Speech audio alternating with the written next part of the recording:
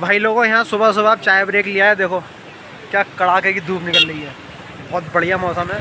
और देखो इस पुल पे खड़े हैं और पीछे ये एनटीपीसी का है, ठीक है। पहाड़ों के अंदर टरबाइंस लगी हुई हैं, ऐसा मेरे को जहाँ तक मेरे नॉलेज के अकॉर्डिंग है। अगर मैं गलत हूँ तो मेरे को करेक्ट कर देना कमेंट में जाके। और नीचे देखो गंगा जी हैं, अलकनंदा माता, गजब। वाले पत्थर के पीछे जो है वाटरफॉल है, बहुत गजब लोकेशन है। देखो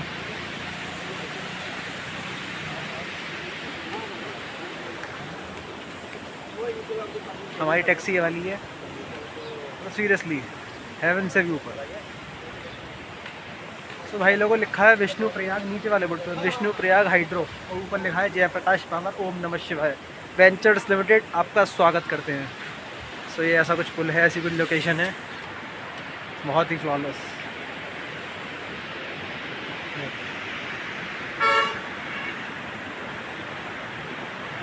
बहुत तेज़ धूप पड़ रही है तो मैं आँखें तो नहीं खोल पा रहा हूँ, मगर देखो फिर भी जो आप देख सकते हो वो देख लो।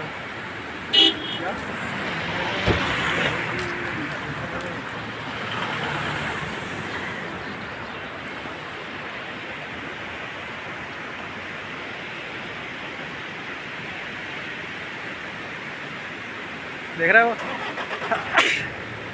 क्या गजब लोकेशन है।